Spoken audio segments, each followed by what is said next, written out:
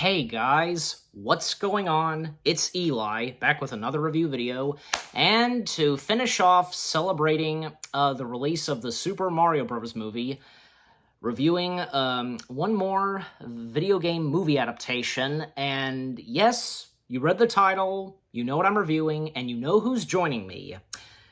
And it's been a while since we've done a review collab, but yep, it's good to have him back. I, of course, got with me my good friend, the Amazing Gamer 111.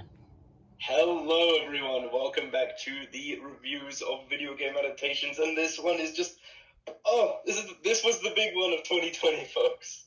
Yes, go ahead and tell them what it is. Today, folks, we are reviewing the highly anticipated, much delayed, much controversial when first announced, Sonic the Hedgehog movie. That's right. Yeah, because I do remember, and I know the same goes for you, for a long time, a Sonic movie was in hell of development, and, it took a while for, the right time to make this official, and, gosh, even at first, this was seemed like it was almost going to be a disaster because of the whole controversy of Sonic's first design. Oh yeah, it was pretty horrendous. That first ever teaser where it was only the dark shadows of the outside of Sonic. He wore clear Nikes, red and white striped shoes just for purely marketing purposes, and his eyes, from what we saw on the sides of his shadow, it looked kind of like some sort of mutant rat. And then that trailer came out showing the film would come out for December, and the whole Sonic fandom, as well as even some big news stations and comedic stations on TV, tore the trailer to shreds, and the like ratio dropped. Yes, absolutely. And it didn't take too long for Paramount and the director to come out and announce that they were going to go back and fix up Sonic's design and make him much better and closely accurate to how he's supposed to be. Indeed, and what resulted in the end was a much less horrifying design and a lovely, chubby-cheeked, lovable, wide-eyed hedgehog, and kind of an original take on it as well, because his arms weren't the beige color, they were still blue, and they'd done this before with Sonic Boom, and voiced by Ben Schwartz. This Sonic is an entirely new take on the character, and honestly, I think it's my favorite. Yeah, I'd say so too. I don't know, and do you think it would have been cool if Roger Craig Smith did voice Sonic, or, either him or Ben Schwartz? I think, for movies, Roger Craig Smith, don't get me wrong, he is an incredible, perfect fitting voice for Sonic, but for this more younger personality, it makes sense that they had a younger kind of voice behind it. I mean, Ben Schwartz has voiced one of the characters, one of the kids, like Donald Duck's nephews from the DuckTales reboot on Disney Plus. That's right. So I think he was perfect for this role as a much younger Sonic, because Roger's Sonic is a more teenage, too cool for school kind of Sonic. Yeah.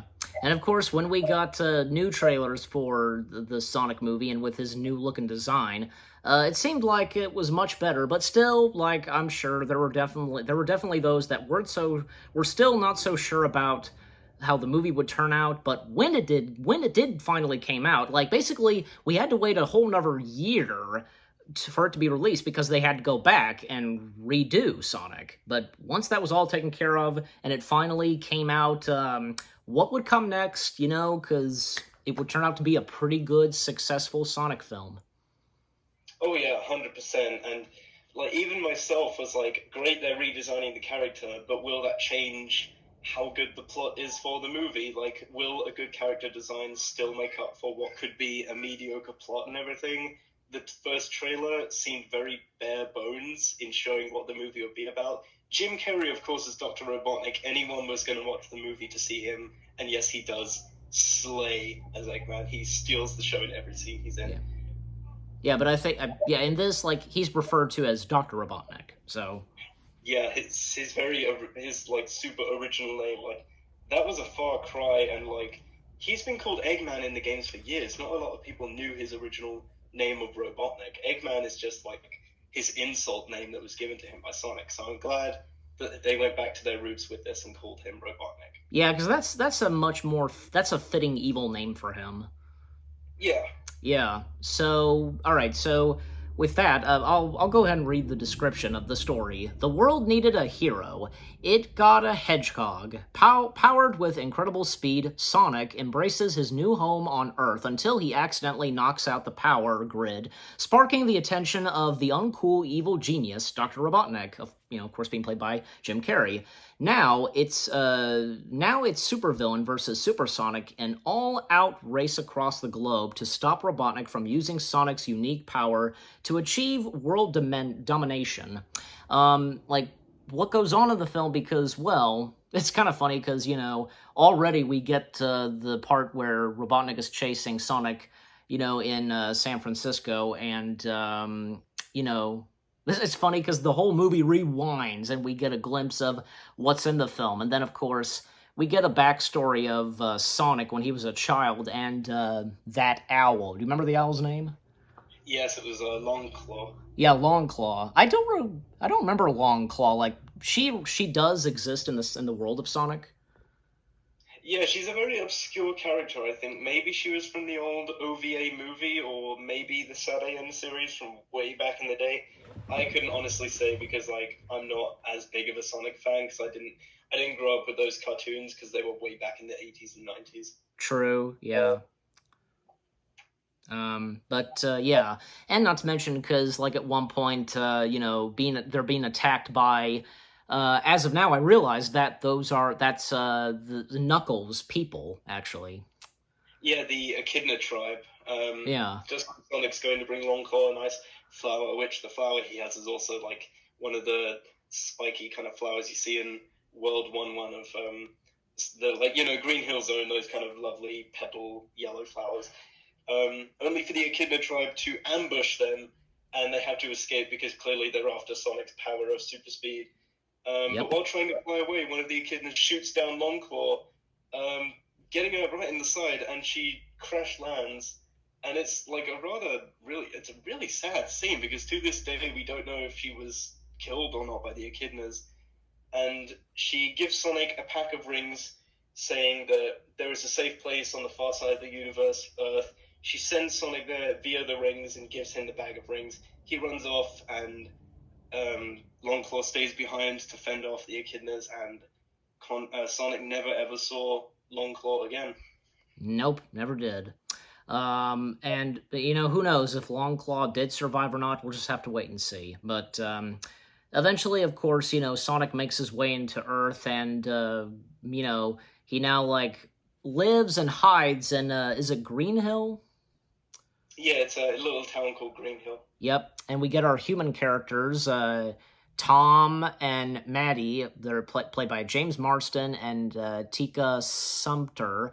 And yeah, he starts to like he likes them even though they don't know of his presence. And like he calls Tom like the Donut Lord. And also, it's kind of funny because Sonic has been kind of spotted by some locals, including like say one guy who's trying to capture Sonic and like he drew a picture. This was a nice nod.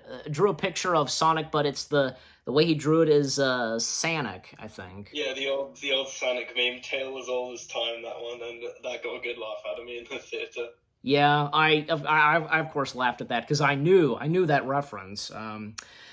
But yeah, even like say Sonic. It was also pretty funny. Like even like Sonic giving the turtle like having him go fast, and then like of course he's playing baseball all by himself, and he really is feeling depressed and lonely, and then he accidentally of course causes like a shockwave or whatever it was with his powers, and of course that gets the world's attention and the power going off, and of course getting the attention of Robotnik. And once again, because Jim Carrey he seemed to fit the role pretty well for Dr. Robotnik. Yeah, Robotnik's presence in this was a very different interpretation of Robotnik, I will say. And the Yeah. drones are very much they're not like all these colorful drones like Sonic fans in the comments, please forgive me if I mess these names up. There's like the Buzz Boomers, like the kind of wasp kind of characters, the Yeah. motorbike kind of beetles and stuff like that. They aren't in this movie, and instead are replaced with egg-shaped missile launchers that like these drones that float around, which are a unique design. We haven't seen this kind of thing before, and the way they use them in this film are really cool. And of course, the Eggmobile, which we'd later see, Robotnik flying in towards the climax, has changed to be more modern, like drones. And it's all like blacks, reds, and whites, which for this movie and the origins of Robotnik's technology really works. And another thing that's exclusive to this movie is Robotnik's assistant, Agent Stone, Yeah. which I really liked him. He was obviously a suck up to Robotnik, and it was just someone for him to push around. But his scenes were still really fun for me to watch. So, and the It, way they handled Robotnik's introduction, just showing up to the military, just pulling his drones out, showing him who's boss, and making jokes like, "Have you seen the end of Charlotte's Web yet? Spoiler alert: she dies in the end. She leaves a big creepy egg sack." yeah. Even like say like Agent Stone just trying to be very nice to Robotnik. Even like say Agent Stone giving giving Dr. Robotnik a latte. That was pretty funny. Yeah. Yeah. And of course eventually like Tom does of course encounter Sonic and accidentally tranquilizes him. But and also because of that, Sonic at one point accidentally loses his bag of rings and has to go to San Francisco to get them. And so throughout the film, it's like in those films, like a buddy like road trip kind of thing. You know what I'm saying? Yeah, and I want to like point something out here. I think it's unfair for people to say that after Sonic loses his rings, this just becomes Illumination's Hop with James Marsden and like Eevee the Easter Bunny, but it's Sonic and not a bunny. I think that is just complete baloney, that kind of argument, because there are obviously things done here that are far, far different. Like the stuff that takes place in the car of them just talking, it's only like one or two scenes, and it doesn't take very long for the scene and the movie to get moving again. Because they do try a lot of different things, like say down the road later on when Tom has to stop at the Piston Pimp or whatever the bar is called. Yeah, Um, that sequence. Tom tries to call the police station, and his friend Wade, who is like assistant chef, not chef, chief, assistant chief. Chief, yeah, Um, and it chef. turns out like just don't tell the government that we are on the run. And then Wade just slowly looks to his right, and Robotnik is just standing there growling down at him. Wade Yeah, just says, they already know. of course they do. And the fact that Tom, he's on the news, like labeled like mistakenly like labeled as like a terrorist or something like that. Yeah, he is. Yeah, but like say those sequences with Tom and Sonic, like at that bar, and like Sonic and Tom just having a good time, and like Sonic especially like winning at basketball hoop, and then at one point like there of course a bar fight happens, and of course a moment where Sonic, like everything's going fast, but for him like everything's like froze, and like he's like changing their positions, and he saves Tom, and then when it resumes like just a lot happens. So Total chaos goes down. People would compare that to Quicksilver later on, which I think is a fair comparison. It's yeah. it's fun though. It's like it's a bouncy family version of that, and the music that plays in the background, boom, that's just a perfect choice for this kind of sequence. It's Ab- hilarious. yeah, absolutely. And also, yeah, the whole thing of Sonic's bucket list. Anything to say on that? Yeah, it really shows that they wanted to tell a different story with a new take on Sonic, because like he's been alone his entire life, like ever since he was around the age of like 6 or 7, since Longclaw went away, and he's been here roughly around 8 years by himself, just growing up, and he has no idea what he wants to do because like he has. But when he meets Tom, he has to get those rings and get off Earth ASAP. So he's got like so much stuff he wants to do now on this bucket list of his before he leaves the planet, to just go to a land of boring mushrooms, the Mushroom Kingdom. Yes. Um, Nice one. Nice one.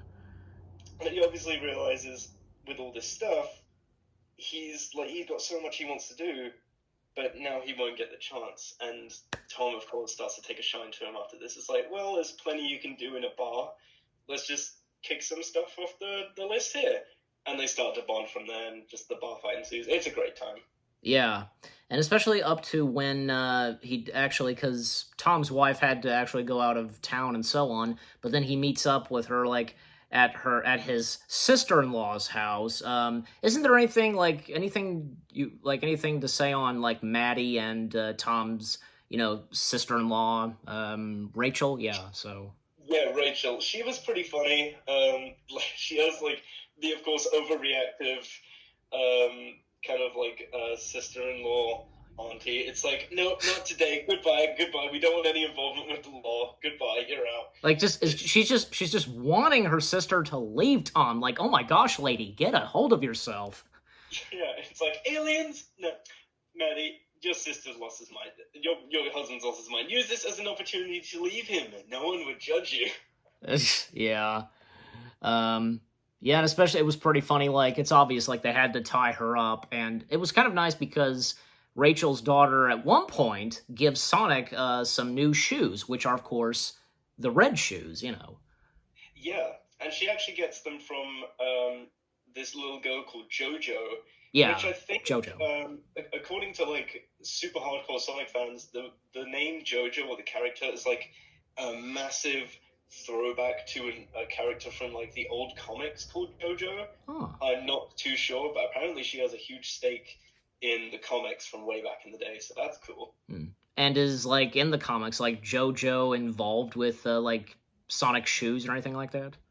She might have been like back in the early '80s. Yeah, I mean, I don't see why not because, like, it should be obvious. Yeah, um, and the ye- scene where he does get his shoes is really wholesome because throughout the film, Sonic's just been wearing these. Like in his cave, he had a shoe collection of just busted up, thrown out shoes that didn't match at all. So this yeah, was a nice, wholesome scene of him getting his iconic look. yep. And they're much better fitting shoes for him, and I'll even like say like the dog warms up to Sonic as well. But of course, like yeah, Maddie of course joins up with her husband and Sonic to go to San Francisco. And what do you remember the building that they go in and where they find the rings? Yes, it was the Transamerica building at the very top. Okay, that's right. It was pretty funny. Like that escalated quickly when he showed the woman at the front desk that he's a cop and like he drove all this way because like saying that there was going to be a jumper. Yeah, um, it's like we got a jumper on the roof. You came all the way from Montana. Yeah, that's how serious it is. yeah. Like probably somebody very important to that police officer. So uh, Yeah, I guess yeah, that's a good guess. But and also in the trailer and in the film, of course, like one funny moment where do you have your child in that bag? Yes, well, but it's not my kid. yeah, like that was a joke that played out much better in the movie than it did in the trailer, because that was Oh, part of like the original Gangsta's Paradise bad design Sonic trailer, and it just oh, felt really weird back then. Like there was hardly any, there was so much focus on the Joker's like, oh, that felt weird, but in the movie it doesn't feel half as bad because yeah. obviously Sonic is just like trying to be sneaky in the bag, so. Uh-huh. And then of course, yeah, Sonic does get his rings back, but then of course, boom, Robotnik shows up, and of course, that's where when there's the chase, that's where we left off, and like where we picked up, and of course, like especially like Tom and Maddie, they made their way back to Green Hill, but then of course, when Sonic and Robotnik they make their way to Green Hill, well, that's when at that moment, I should say that. Not only Tom, but every other citizen of Green Hill, they stand up for Sonic. They have his back. Yeah, even Crazy Carl, who's the guy that drew the Sonic photo, Yeah, Crazy is like Carl. making it clear to everyone. It's like he's a very real creature, and I'm not crazy because you can see him now. Yeah, exactly. Um, and of course, like Robotnik is defeated, and I forget like one of like a ring is used like sending Robotnik to that mushroom planet.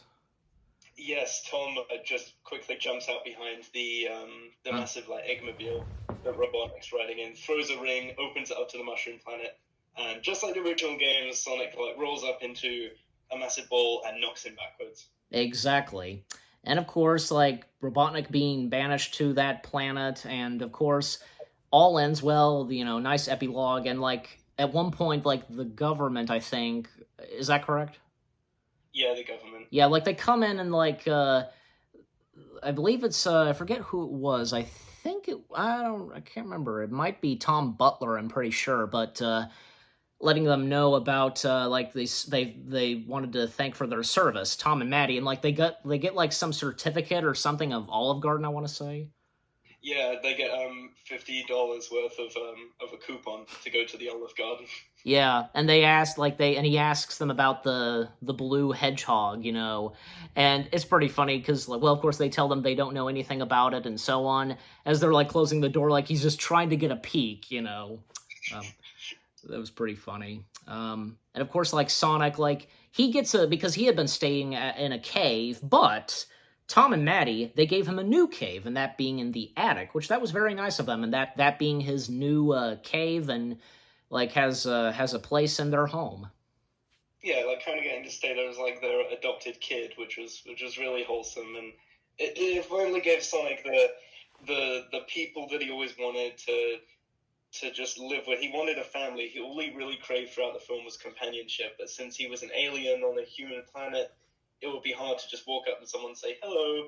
When you're just this anthropomorphic blue hedgehog, someone would just scream and run away or call the animal control. But now Yeah, he finally has that home he's always wanted since he was a lonely little kid. exactly. And about that, like Sonic he's not really an alien. He is like a hedgehog, right?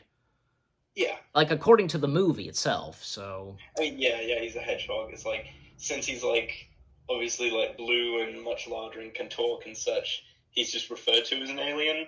When the first movie came out, I was like, do we have to call Sonic an alien? But it kind of made sense. But like, at least they didn't mention the alien stuff too much, so yeah. I'll give it a slide for that. Yeah, exactly. And then of course like we get two like end credit scenes. But it was really cool, like even like say part of the end credits like of course like in the style of the Sonic games. Yeah, which was really fun. Just Yeah, seeing like the entire credit sequence in the style of like kind of like a mix of like the first ever Sonic game and also Sonic Mania, which is my exactly. favorite. They're my favorite styles of the Sonic games, Sonic Mania. Yeah, exactly. And so the two end credit scenes, well, we get more of Robotnik because him being on the Mushroom Planet and he's talking to himself and talking to a rock, and I think he calls the rock an agent basically. So Yeah, he calls the Rock Agent Stone, which was his assistant, but now he's literally just a stone with a face carved onto it with chalk. yeah, and when of course we see Robotnik, he shaved his head off and his mustache had grown bigger, and we get that iconic look of Robotnik. Yeah, and he claims that he'll be home by Christmas, um, just marooned on this desolate planet of mushrooms by himself with Sonic's quill, which oh Yeah, yeah, he actually collects that like when Tom and Sonic escape their home. Um, Dr. Robotnik acquires one of Sonic's quills, which throughout the film he uses to power his machines. And with this quill on him, on the Mushroom Planet, he's going to use that, and we see in the second movie how he does it as a yeah. way to get home. Yeah, the quill being an important part of the movie, and not to mention because that one sequence where Robotnik is having this like has this dance number. Yeah, and this one quill provides so much power just to this little bit of machinery that he uses just to just dance around, and it has like a hologram T Rex. Like one quill provides so much power alone. Yeah, exactly. And then of course the one last scene in the movie. Well, this was where even I've seen videos of this where everybody in the audience was just freaking out. Like we get the appearance of Tails.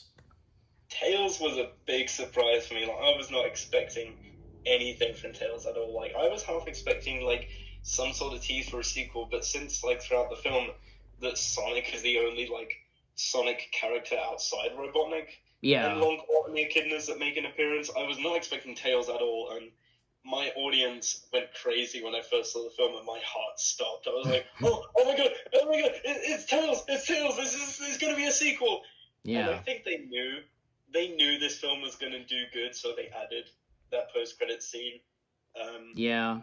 Like, especially since this movie didn't have too much Sonic in it, and people would want a full-blown Sonic sequel, so they thought, okay, let's put Tails in, tease them, and if they really like it, we'll get a sequel. And of course, that's exactly what happened. Yeah, because here's the thing, like about what you said, like about your audience. Well, when I saw this, me and my mom, when we saw this, no, like the audience that we had, no, they didn't like.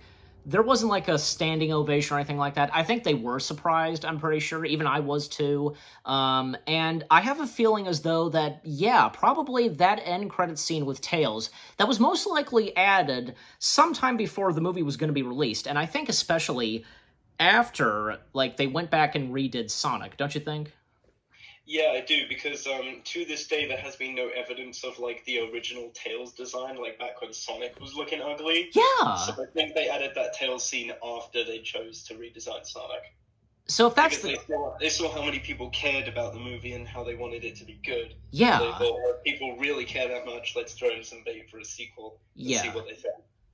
And so if that's the case, then probably there was no original design for Tails, and yeah, because that with Tails appearing, that was most likely added, especially after they went back and they redid Sonic.